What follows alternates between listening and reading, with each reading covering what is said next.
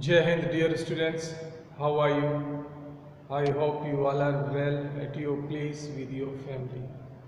Subject is EVS, class 5th, chapter 13, and the name of the chapter is Food for Plants and Animals.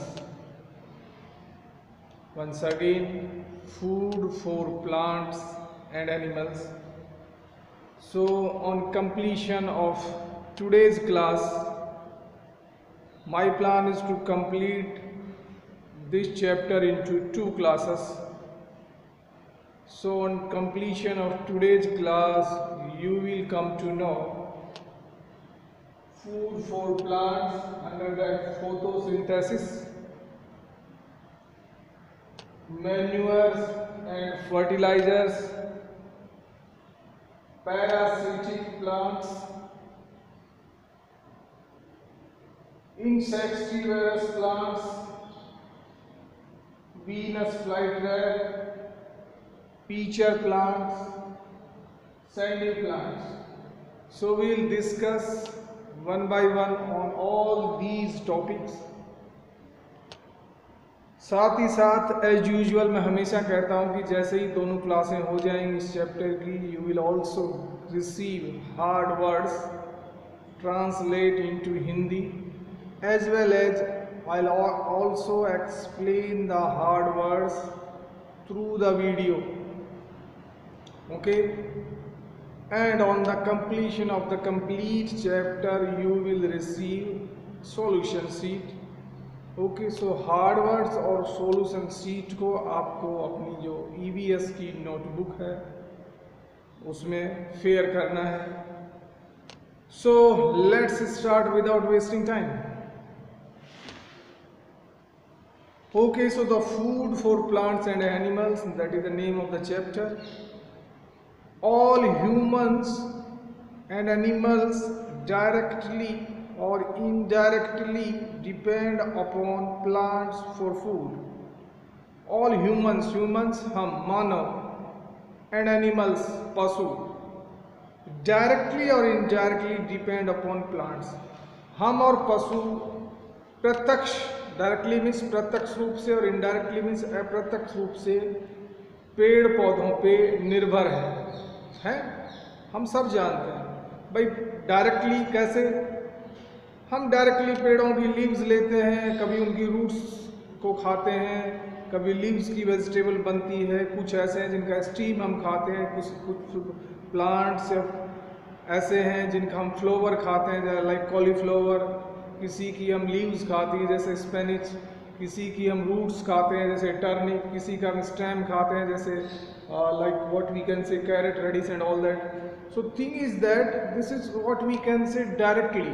हम directly involve हो रहे हैं कि हम उनको ले रहे हैं और खा रहे हैं. Indirectly what we can say कि जैसे we need oxygen also, humans need oxygen also. Oxygen के बिना even we can not survive for few minutes. 1-2 minute से ज़्यादा without oxygen we can not survive, हम जी नहीं सकते. So where we are getting that oxygen, कहाँ से मिल रहा है? That we are getting from the plants और ट्रीज, पेड़ पौधों से ही मिल रहा है. That is indirectly. ठीक है, वो हमें अवेलेबल है इनडायरेक्टली, एवरीवेयर इट्स अवेलेबल, सब जगह. तो that what we can say indirectly.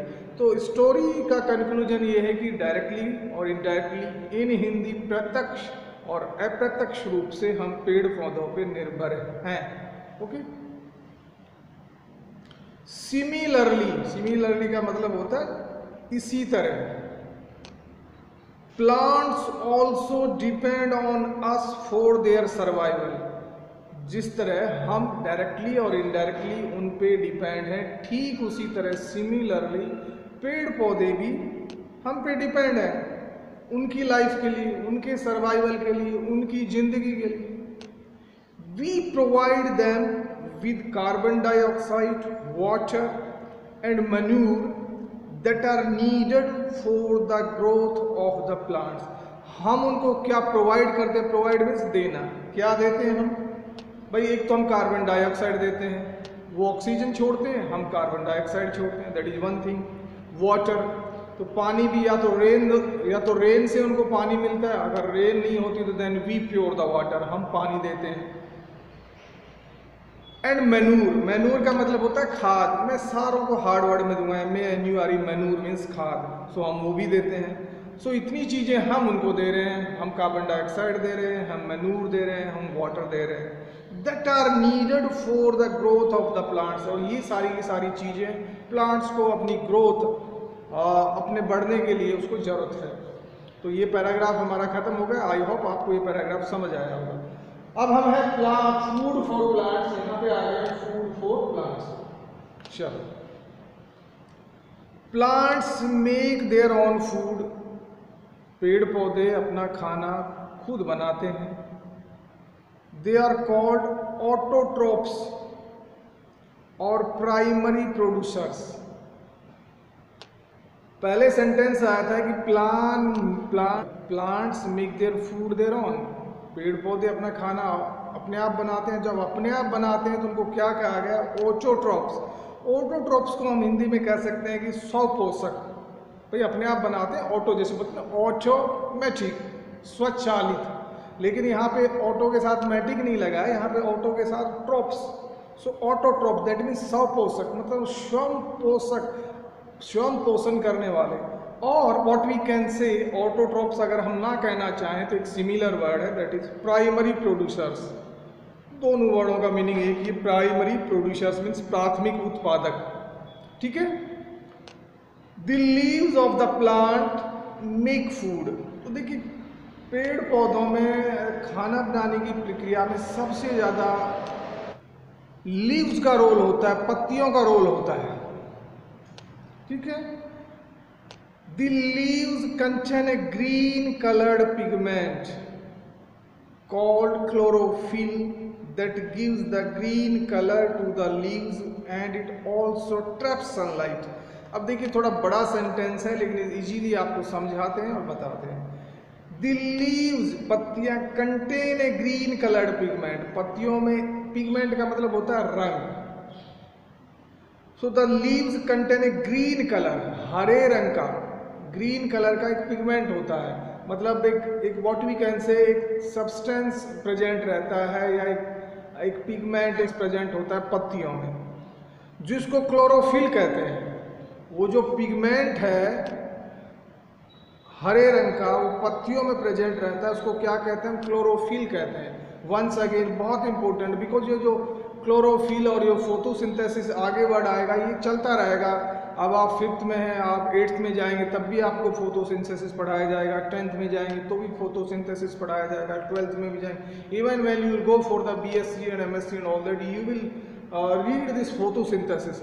इसको थोड़ा सा एक्सपेंड कर दिया जाएगा, वहाँ पे बढ़ा दिया जाएगा, लेकिन बेसिक थिंग अगर आज आप सीख लेंगे तो through out your life you will not have any kind of problem in photosynthesis. आप एक्सप्लेन कर देंगे, चीज़ को वाइड ही तो करना है। भैया अब आप छोटे हैं, अब आपको कोई बोले जंप लगाओ, लॉन्ग जंप, तो हो सकता है आप 3 फीट का लगा दें, but if you know the correct tactics, अगर आपने टैक्टिस सीख ली है तो आफ्टर 2 ईयर्स आप 1 फीट 2 फीट ज़्यादा लगा देंगे, या आप जब 15, 16, 18 ईयर्स के होंगे तो और ज़्यादा लगा देंगे, because you learn the tactics. तो यहाँ पे भी आपको टैक्टिस और टेक्निक यहाँ पे आपको सीखना है कि what is photosynthesis. So once again I am repeating, the leaves contain a green coloured pigment, पत्तियों में एक हरे रंग का पिगमेंट होता है, उस पिगमेंट को कहा जाता है क्लोरोफिल। फिर से बता रहा हूँ, पत्तियों में एक हरे रंग का पिगमेंट होता है, पिगमेंट, उस पिगमेंट को कहा जाता है क्लोरोफिल।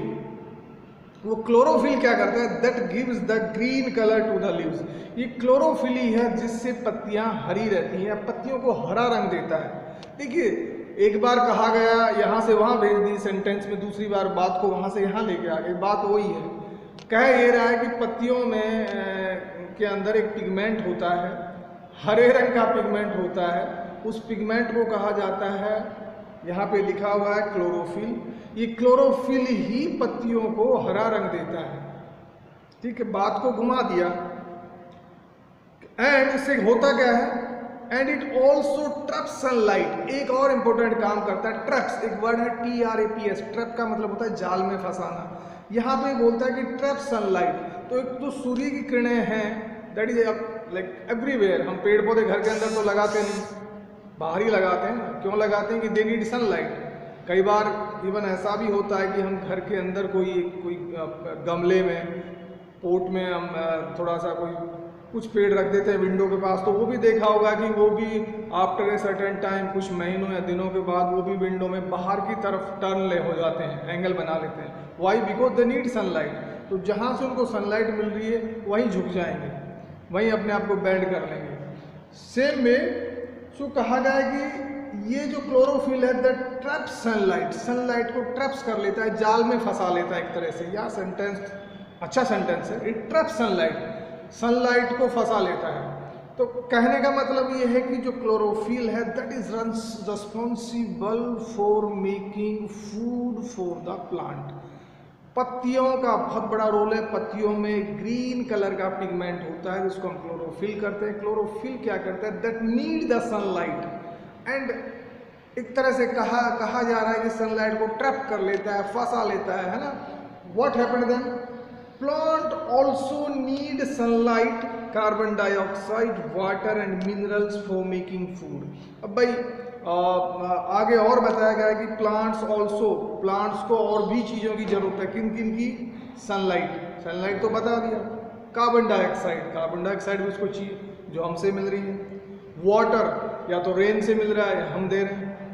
एंड मिनरल्स देखिए कुछ मिनरल्स होते हैं, हम भी ह्यूमन ऑल्सो टेक मिनरल्स आते हैं हमारे माइक्रो न्यूट्रिएंट्स में। अगर आपको थोड़ा बहुत याद है तो पिछली क्लासों में, पिछले लेसन में हमने बात की थी न्यूट्रिएंट्स, पोषक तत्वों की बात की थी। तो वहाँ पे हमने देखा था कि कुछ फूड ऐसे हैं जो मैक्रो न्यूट्रिएंट्स में आते हैं, यानी कि उनकी क्वांटिटी हम रोज़ डेली ज़्यादा खाते हैं। मैक्रो लाइक कार्बोहाइड्रेट्स बहुत खाते हैं, प्रोटीन और फैट, ये तीन जो न्यूट्रिएंट्स हैं इनको हम रोज़ की लाइफ में डे टू डे ज़्यादा खाते हैं। चपाती में अपनी कार्बोहाइड्रेट्स हैं, दाल, वेजिटेबल, ये सब आता है। एक होते हैं माइक्रो मतलब थोड़ी क्वांटिटी में खाते हैं माइक्रो न्यूट्रिएंट्स, तो उनमें ही आता है मिनरल या विटामिन हमें बहुत कम चाहिए। तो यहाँ पे प्लांट को भी मिनरल्स की जरूरत है, ठीक है।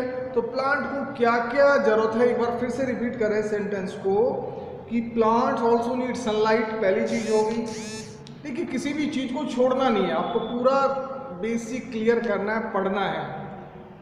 अगर क्लियर नहीं करा तो प्लीज आस्क ट्वाइस, थ्राइस आप पूछें, बट आगे तभी बढ़ें जब आपको चीज़ क्लियर। अगर आप ये फोटोसिंथेसिस अगर आपका अभी क्लियर नहीं किया है, मैंने नहीं कराया, तो please this is my experience. आप बड़ी क्लास में जाओगे तो और बोलते हैं ना, यू विल बी ट्रैप्ड, आप फंस जाओगे।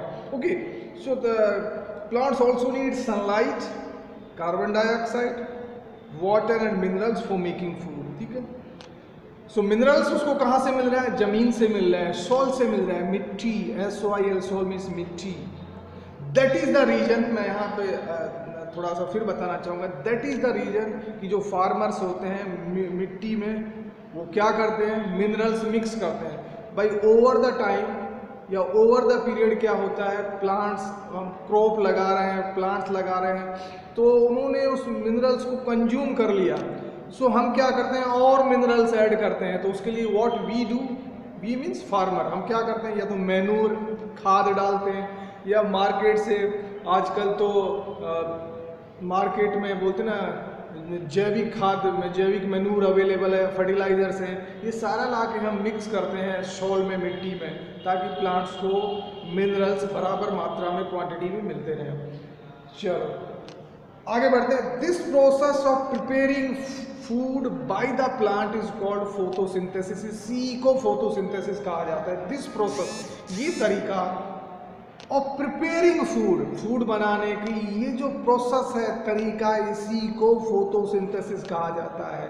फोटोसिंथेसिस किसको कहा जाता है? जो पेड़ पौधे अपने लिए जो खाना बना रहे हैं, उनका ये जो प्रोसेस है, उसी को फोटोसिंथेसिस कहा जाता है। प्रोसेस क्या है? प्रोसेस ये है कि प्लांट्स की लीव्स में पिगमेंट अवेलेबल रहता है। पिगमेंट क्या होता है? जो प्लांट्स की लीव्स को ग्रीन कलर देता है। पिगमेंट्स सनलाइट्स को ट्रैप करता है, साथ ही साथ हम वाटर देते हैं, मिनरल्स देते हैं, हमसे कार्बन डाइऑक्साइड लेते हैं। So then plants this chlorophyll makes the food for the plant and this process is known as photosynthesis। इस पूरी प्रक्रिया, पूरे तरीकों को ही फोटोसिंथेसिस कहा जाता है।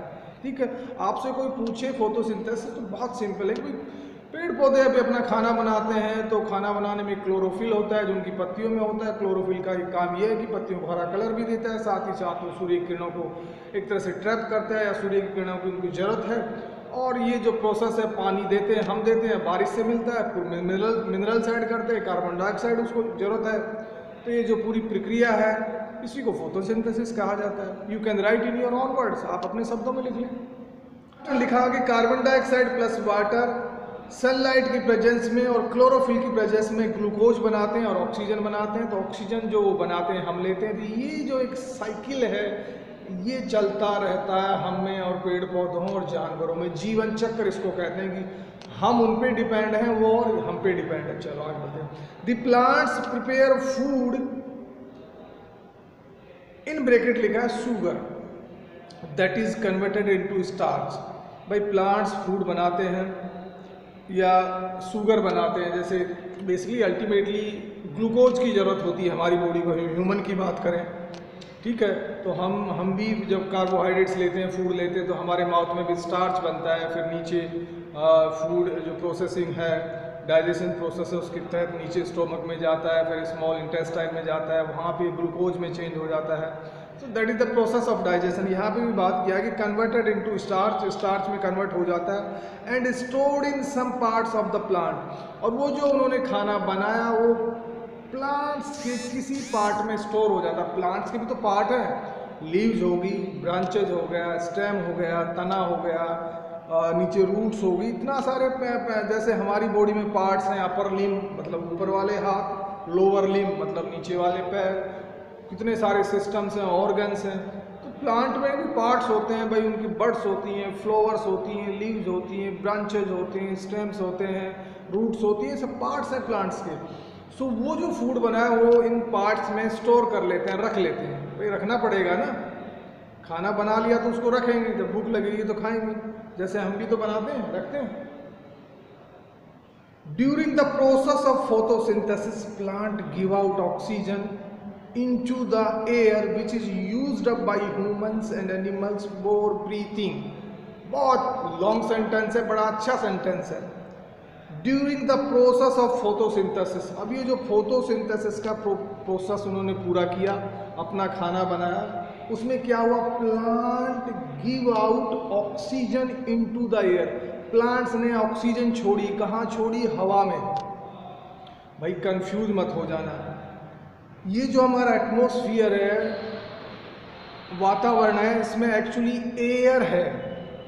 हम बात करते हैं ऑक्सीजन ऑक्सीजन ऑक्सीजन, ठीक है, अदरवाइज ये एयर का मिक्सर है, एयर है। दैट मीन्स हम जो हवा ब्रीथ कर रहे हैं या अवेलेबल है वो एयर अवेलेबल है। एयर में 21% ऑक्सीजन होता है, 79% या हम कह सकते हैं कि 78% पॉइंट कुछ नाइट्रोजन होता है जिसको N2 कहते हैं, 1.1% अदर गैसेस होती है रफली, या आप मोटे तौर पे ये कह सकते हैं कि 21% ऑक्सीजन होता है, यहाँ सब जगह अवेलेबल है, एंड 79% नाइट्रोजन है। इस मिक्सर को कहा जाता है एयर। क्या कहा जाता है, एयर। ये ठीक है, हम नॉर्मल भाषा में बोल देते हैं कि हम को ऑक्सीजन की ज़रूरत है, इनफैक्ट ऑक्सीजन की ज़रूरत है, लेकिन ऐसा नहीं है कि हम खाली हमने कोई ऐसा इंस्ट्रूमेंट बना रखा है कि केवल ऑक्सीजन ही हमारे अंदर जा रही है। नहीं, हम जब एक ब्रीथ ले रहे हैं तो नाइट्रोजन भी अंदर जा रही है। जो अवेलेबल चीज़ है वही तो जाएगी। अवेलेबल क्या है, 100% अवेलेबल है, 100% में 79% नाइट्रोजन है, 21% ऑक्सीजन है, तो सारी की सारी अंदर जाएगी। That means when we are inhaling, breathe in कर रहे हैं, तो उसमें 79% नाइट्रोजन हमारे अंदर जा रही है और 21% ऑक्सीजन जा रही है। ये अलग बात है कि हम किसी पोल्यूटेड एरिया में जाते हैं या किसी फैक्ट्री इंडस्ट्रीज के पास रहते हैं जहाँ too much smoke is coming out, बहुत ज़्यादा धुआं आ रहा है, it's very polluted, maybe the percentage of oxygen is less there.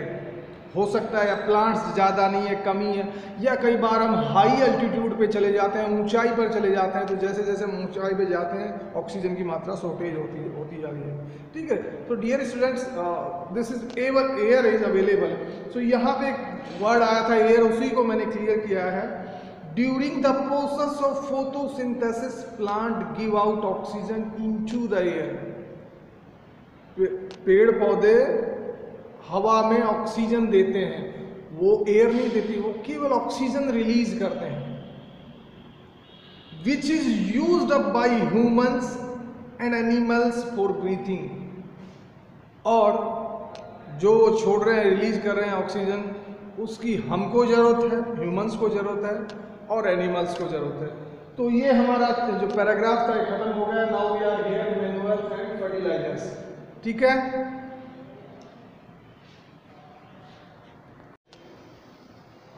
Okay. So manures and fertilizer, देखिए मैन्युअर्स को बोलते हैं हिंदी में खाद, और फर्टिलाइजर्स को बोलते हैं हिंदी में उर्वरक। क्या बोलते हैं? उर्वरक। मैं आपको पीडीएफ में दूंगा, डोंट वरी। दोनों में थोड़ा डिफरेंस है, फर्क है।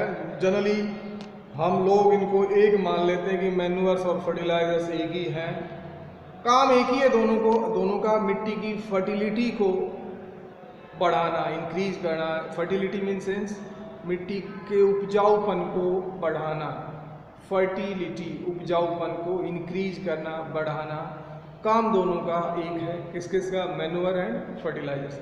अब मैन्युअर क्या होता है? खाद होता है। नॉर्मली मैन्युअर्स उसको कहा जाता है, जैसे हमारा काऊ डंग, गोबर, बफेलो डंग, लाइक जो एक नेचुरल प्रोसेस से हमें मिलता है कि भाई ठीक है ना, गोबर जो हम अपने घरों में रखते हैं, गाय, उन गोबर को इंग्लिश में कहते हैं काऊ डंग, या हम बफेलो रखते हैं, भैंस या गोट्स, बकरियां रखते हैं, सीप, वट एवर द एनिमल्स, जो भी, वेदर इट इज कैमल, गोट, सीप, वट एवर। तो जो भी एनिमल्स, इनका जो वेस्ट निकलता है उसको हम कलेक्ट करते हैं। कई बार साथ ही साथ उस वेस्ट के अंदर आपने देखा होगा कि गांव में इसको लोकल भाषा में, हमारे नॉर्थ साइड में इसको बोलते हैं रूढ़ी, आई डोंट नो, कुछ अदर स्टेट्स में कुछ और कहते होंगे, रूढ़ी या खाद। तो उस रूढ़ी के अंदर, या और जो काऊ डंग या बफेलो डंग है, जो भी एनिमल्स का वेस्ट है, उसमें हम कई बार ड्राई लीव्स, सूखी पत्तियां भी डाल देते हैं, या फ्रूट्स के जो छिलके खाते हैं वो भी हम घर में खाते हैं, फिर उसको कलेक्ट करके वहाँ डाल देते हैं। जो वेजिटेबल का वेस्ट है जो बचा है, या जो उनका पील बचा है, छिलके बचे हैं, वो भी हम कलेक्ट करके वहाँ पे डाल देते हैं। Over the time 5 to 6 months के बाद वो एक थोड़ा सा और प्रोसेस होता है वहाँ, केमिकल प्रोसेस, और वो एक मैन्युअर, प्रॉपरली मैन्युअर तैयार हो जाता है। कई बार साल भर के बाद या आफ्टर 6 मंथ हम उस मैनुअल को कलेक्ट करते हैं ट्रैक्टर या कार्ट में, हम उसको खेत में स्प्रेड करके आ जाते हैं, ऐसे फैला के आ जाते हैं। So that will increase the fertility of the soil, मिट्टी के उपजाऊपन को बढ़ाएगा। तो ये तो बात होगी मैन्युअर्स की, खाद जिसको कहते हैं। फर्टिलाइजर्स की अगर हम बात करते हैं तो ये थोड़ा डिफरेंट है। फर्टिलाइजर्स नॉर्मली हम उर्वरक जिनको हिंदी में कहते हैं, ये वो होते हैं normally which we buy from the market, बाजार से खरीदते हैं। जैसे आपने देखा होगा हमारे पेरेंट्स कई बार यूरिया का सैक लेके आते हैं, बोरा लेके आते हैं, या नाइट्रोजन कुछ और भी साथ में होता है उसका सैक मीन्स बोरा, थैला, बैग लेके आते हैं। सो फिर हम वो अपनी शोल में उसको स्प्रेड करते हैं, डालते हैं। So that is fertilizers. तो फर्टिलाइजर्स काफ़ी होते हैं एंड वो डिपेंड करते हैं कौन सी फसल हम पर्टिकुलर, वेदर हम रबी या खरीफ की जो भी फसल, हर फसल के हिसाब से थोड़ा सा डिफरेंट फर्टिलाइजर्स होते हैं सीजन के हिसाब से। So this is the difference between the manure and fertilizers. Okay, I hope आपको समझ आ गया होगा। So let's start. Sometimes the soil loses its fertility. Sentence बोला कि कभी कभी मिट्टी अपनी उपजाऊपन को खो देती है ड्यू टू डिफरेंट रीजन्स। अनेक कारण हैं इसके।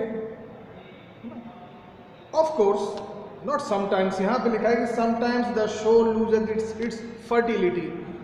सेंटेंस बोल रहा है कि कभी कभी मिट्टी अपने उपजाऊपन को खो देती है and it has various reasons, काफ़ी इसके रीजन हैं। सो टू रिप्लेनिश एक वर्ड है, REPLENIS। रिप्लेनिश का मतलब एक तरह से पुनः प्राप्ति करना, मतलब जो मिट्टी ने अपनी फर्टिलिटी खो दी उसको रिगेन करना, वापस उस फर्टिलिटी को बनाना, उसी को बोलते हैं रिप्लेनिश। एक वर्ड आया है इसके लिए यूज हुआ है।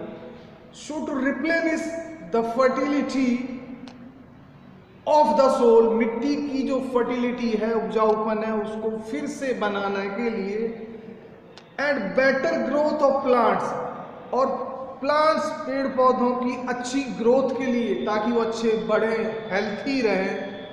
व्हाट वी डू, तो फार्मर्स, किसान क्या करते हैं, need to add manures and fertilisers to the soil. किसान जो है खाद और यूरिया मिट्टी में मिक्स करते हैं। बड़ा सेंटेंस है लेकिन बहुत अच्छा सेंटेंस है। अगर आप इस सेंटेंस को थोड़ा सा ब्रेक कर करके देखें, बहुत इजी सेंटेंस है। अब देखिए एक बार फिर से रिपीट कर लेते हैं सेंटेंस को। We have enough time, don't worry. हो सकता है ये चैप्टर 2 क्लास में पूरा ना हो, 3 में हो, डोंट वरी, बहुत टाइम हमारे पास, लेकिन अच्छे से पढ़ते हैं। हमको अच्छा लगना चाहिए, चीज़ें समझ आनी चाहिए, मुझे अच्छा लगना चाहिए और आपको अच्छा लगना चाहिए। समटाइम्स द सोल, कभी कभी मिट्टी loses it's fertility, fertility means उपजाऊपन, ड्यू टू डिफरेंट रीजन्स, अनेक कारणों के। तो अनेक कारण क्या हो सकते हैं, इसमें लिखा नहीं भाई। अनेक कारण ये हो सकता है कि भाई हम फसल बार बार उगा रहे हैं, ग्रो कर रहे हैं। अब बार बार क्रॉप हम ग्रो कर रहे हैं तो डेफिनेटली प्लांट्स ने वो फर्टिलिटी थी वो ले ली, अब बची नहीं। कई बार ऐसा भी होता है कि कोई फ्लड आ गया है या बहुत ज़्यादा रेन हो गया, तो जो ऊपर वाला जो लेयर था सैंड का वो बह गया पानी के साथ, तो फर्टिलिटी वहाँ पे भी ख़त्म होगी। So these are the reasons which have not written here, यहाँ पे नहीं लिखे, बट वी कैन थिंक, हमको मालूम है कि ये सब रीजन है। या कई बार हम बार बार क्विकली फसल चेंज कर रहे हैं या प्लांट चेंज कर रहे हैं, टाइम नहीं मिल रहा है सोल को, मिट्टी को। आइडियल टाइम का मतलब है कि कई बार कुछ महीनों तक, दिनों तक अगर हम मिट्टी को छोड़ दें तो भी ऑटोमेटिकली मिट्टी रिगेन कर लेती है, रिप्लेनिश हो जाती है, लेकिन हम टाइम दे नहीं रहे। एक हमने वेजिटेबल लिया, आफ्टर 5 डेज हमने नेक्स्ट प्लांट उसमें डाल दिया, तो that means the soil is not getting enough time to regain, to replace itself. So that is the various reason. तो बात हो रही है so to replenish the fertility of the soil and better growth of plants, plants की growth के लिए the farmers need to add manures, किसान को manures, खाद और fertilizers, उर्वरक उसको मिट्टी में मिक्स करने होते हैं। ये सेंटेंस बोलना है। चलो आगे बढ़ते हैं। They provide the lost nutrients। अब फार्मर क्या करते हैं, न्यूट्रिएंट्स एक वर्ड आया, पोषक तत्व। न्यूट्रिएंट्स को क्या कहा जाता है, पोषक तत्व। They means farmer, they provide the lost means जो खत्म हो चुके, they provide the lost nutrients, किसान खत्म जो पोषक तत्व हो गए मिट्टी में उनको प्रोवाइड करते हैं। कैसे प्रोवाइड करते हैं, बाय गिविंग मैन्योर और बाय गिविंग फर्टिलाइजर्स, उर्वरक, ठीक है। To the soil which are taken up by the plants through their roots, और जो प्लांट्स हैं, पेड़ पौधे हैं, वो अपनी जड़ों के द्वारा उन मैन्योर्स और फर्टिलाइजर्स या in general we can say कि मिनरल्स को ले लेते हैं, ठीक है। They maintain the fertility level of the soil, they maintain the, so जो किसान है यहाँ उनके लिए आया है दे मीन्स वे means farmer. They maintain the fertility, maintain मतलब बनाए रखते हैं, फर्टिलिटी मीन्स उपजाऊपन, level of the soil. So farmer लोग जो हैं मिट्टी की फर्टिलिटी, उपजाऊपन को बनाए रखते हैं। भाई उनको फसल लेनी है, उनको प्लांट ग्रो करने, उनको वेजिटेबल ग्रो करनी है, तो उसके लिए जो मिट्टी में फर्टिलिटी रहेगी तो जो क्रॉप होगी या प्लांट्स होंगे हेल्थी होंगे। ठीक सेम वे अस, भाई हम भी तो मिनरल्स, कार्बोहाइड्रेट्स, फैट, प्रोटीन्स, जिसको कहा जाता है ना बैलेंस डाइट, वो लेते हैं। अगर मान लो हमने अगर ठीक से नहीं ली डाइट तो हमारी ग्रोथ नहीं होगी, डेवलपमेंट नहीं होगा। देखिए 2 वर्ड है ना, ग्रोथ और डेवलपमेंट। ग्रोथ जब आप 18-20 साल तक होते तो आपकी ग्रोथ होती है। ग्रोथ इन मीन्स आपकी हाइट बढ़ रही है, आपका साइज बढ़ रहा है, आपका मसल मास बढ़ रहा है, ये सब चीज़ें आती है ग्रोथ में। साथ ही साथ होती है डेवलपमेंट। डेवलपमेंट का मतलब होता है वो एक through out the life process है। डेवलपमेंट पूरी ज़िंदगी चलता रहता है, जैसे जिसमें हमारा अनुभव आता है, हमारी मैच्योरिटी आती है, हमारी थिंकिंग आती है। तो ये जो डेवलपमेंट, इसको बोलते हैं डेवलपमेंट, तो वो तो थ्रू आउट द लाइफ चलता रहता है जब तक हमारी डेथ नहीं होती। लेकिन जो ग्रोथ है वो एक सर्टेन एज तक ही चलती है, उसके बाद ग्रोथ रुक जाती है। ऐसा थोड़ी कि कोई 30 साल का हो गया या 40 साल का हो गया अभी भी उसकी हाइट बढ़ रही है या अभी भी उसकी साइज बढ़ रही है, सॉरी है। So growth goes up to certain time years, like 18, 20, 22 साल तक ही चलती है, लेकिन जो डेवलपमेंट है लाइफ में वो चलता रहता है। सो यहाँ खैर हम थोड़ा सा चैप्टर से बाहर चले गए। यहाँ बात एक वर्ड आया था ग्रोथ, तो ग्रोथ वर्ड से हमने इतनी सारी चर्चा कर दी। So they maintain the fertility level of the soil, ये खत्म हो गया हमारा। अब हम बात कर रहे हैं यहाँ पे आ गए पैरासिटिक प्लांट्स। सो ऊपर हेडिंग अपनी बुक में, do all plants make their food, हमसे क्वेश्चन मार्क है। बताया जा रहा है कि क्या सारे के सारे जो पौधे हैं अपना खाना खुद बनाते हैं। So dear students, the chapter is going to be lengthy, I think it will be longer if we'll finish in one class, let us see maybe in 2 or 3 class.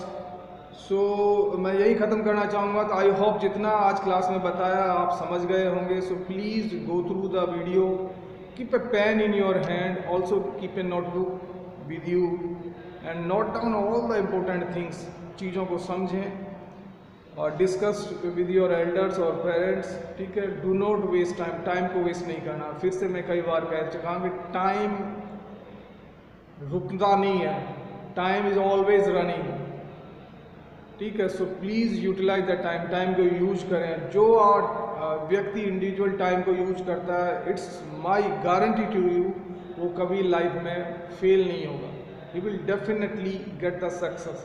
Time को कभी भी वेस्ट या misuse नहीं करना है, because time is equal for everyone, सबके लिए time बराबर है। अगर कोई ये कहता है कि मुझे टाइम नहीं मिलता, आई थिंक इज कम्प्लीटली, ही और सी इज कम्प्लीटली रॉन्ग। ऐसा नहीं है कि किसी टाइम तो सबके लिए बराबर है ना, दैट मीन्स ही और she is completely giving the excuses, है ना। तो time is equal for everyone.